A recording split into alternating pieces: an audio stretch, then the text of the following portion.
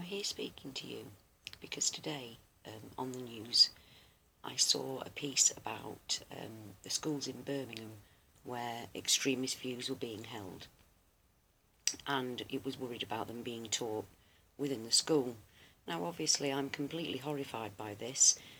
Any extremist views taught to children from whichever side of anywhere is horrific. But that's not why I'm speaking to you. The whole point here is that they're called extremist views, meaning that the other million Muslims that live in this country don't hold those views. Now, I'm really beginning to get really annoyed at the fact that Islamophobia is being pushed at us really all over the place by our media, who, although they didn't say it was spreading anywhere, they make it sound very, very dramatic. It's extremist. It's an extremist view. Well, that's the whole point. It's an extremist view, not a run-of-the-mill, everyday Muslim in their family view. And to think otherwise is just ridiculous. Now, yes, there are certain people that hold these views, but they're very small pockets of people. Again, another reason that I'm saying this is because people always go on about how Muslims are crying for Sharia law. Well, no, they're not. Some Muslims, some small little pockets of Muslims, hold that extreme view for this country, but the other million or so Muslims that live here, they don't. Another thing I want to clear up on while we're on it is the fact that every now and then we keep getting these ridiculous stories coming out, which helps to spread Islamophobia. Things like the nurse who wanted, outrage of the thought of a nurse with her face covered. Well, people, there never was that nurse. It was a made-up story. It was a made-up story. No nurse has ever wanted or asked for to go to work in an NHS place with their face covered. So I was beginning to wonder where these stories are coming from. Well, one of the people is the EDL, the English Defence League. What a racist, nasty, vile bunch they are.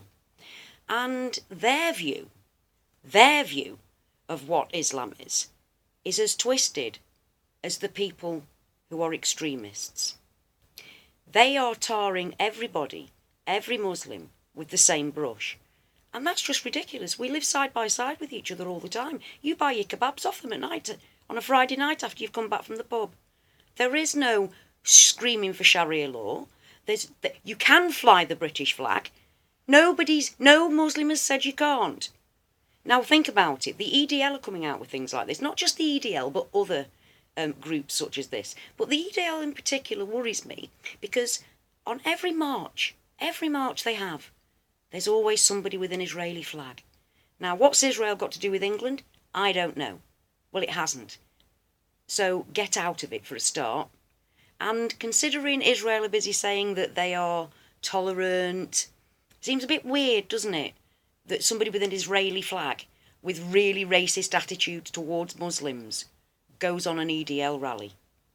So these little stories that are being seeded through, they're not actually based on fact.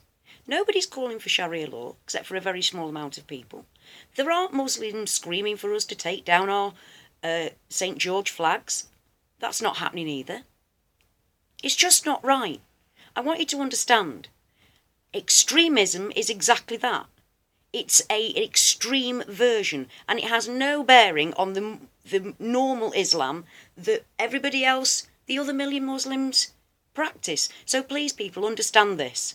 We are not under threat of Islam. This is something to divide us, and I'm sick of being divided. I want to look at things that unite us. So let's start thinking about it logically. I mean, we're all living together here.